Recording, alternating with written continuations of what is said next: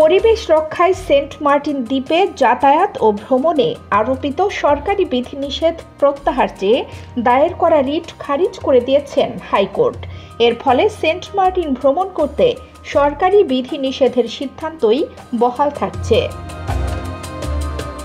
আজ বিচারপতি ফাহমিদা কাদের ও বিচারপতি মুবিনা আসাফের সমন্বয়ে গঠিত হাইকোর্ট বেঞ্চ এ আদেশ দেন। আদালতে রাষ্ট্রপক্ষে ছিলেন ডেপুটি অ্যাটর্নি জেনারেল মাহফুজ বিন ইউসুফ ও সহকারী অ্যাটর্নি জেনারেল একরামুল কবির।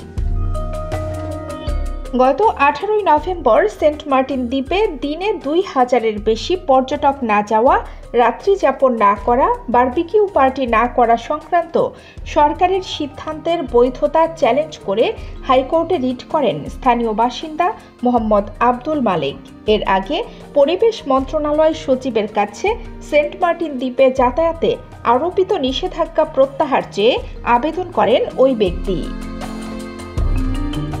আবেদনে বলা হয়, গত 28 অক্টোবর পরিবেশ, বন ও জলবায়ু পরিবর্তন মন্ত্রণালয়ের উপসচিব আসমা শাহিন স্বাক্ষরিত এক স্মারকে সেন্ট মার্টিন দ্বীপে অনিয়ন্ত্রিত পর্যটন ও সিঙ্গেল ইউজ প্লাস্টিকের দূষণ নিয়ন্ত্রণে সরকারের 5টি সিদ্ধান্ত কার্যকর করতে কক্সবাজারের জেলা প্রশাসক সহ সংশ্লিষ্ট কর্মকর্তাদের নির্দেশনা দেওয়া হয়। পরিবেশ উপদেষ্টা সৈয়দা রেজওয়ানা হাসানের উপস্থিতিতে নেওয়া ওই সিদ্ধান্তে বলা হয়, নভেম্বর মাসে পর্যটকরা দিনের বেলা সেন্ট মার্টিন যাওয়ার অনুমতি পেলেও রাত্রি যাপন করতে পারবে না। এছাড়া গড়ে প্রতিদিন 2000-এর বেশি পর্যটক যাতায়াত করতে পারবে না এবং কোনো প্রকার আলোকসজ্জা সহ বারবিকিউ পার্টি করতে পারবে না। সেন্ট মার্টিন কেন্দ্রিক পর্যটন ক্ষতিগ্রস্ত হলে অবকাশ যাপন করতে বাংলাদেশের জনগণ ভারতে চলে যাবে আশঙ্কা প্রকাশ করেছেন অনেকে। তাদের মতে এতে দেশের পর্যটন শিল্প ক্ষতিগ্রস্ত হয়ে বাংলাদেশে ভারতীয় পর্যটন শিল্প প্রতিষ্ঠিত হবে।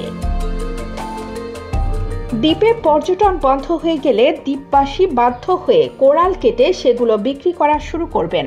ফলে দ্বীপে পরিবেশগত ঝুঁকি তৈরি হবে। এমনকি দ্বীপে যাতায়াতের উপর বাধা নিষেধ দ্বীপবাসীর মৌলিক ও মানবাধিকারের চরম লঙ্ঘন। তাই সরকারকে অবশ্যই দ্বীপবাসী ও দেশের সব নাগরিককে সেন্ট মার্টিন দ্বীপে ভ্রমণ, অবস্থান ও চলাচলের অবাধ স্বাধীনতা নিশ্চিত করতে হবে। কানিজ ফাতেমা নিপা, খবর সংযোগ।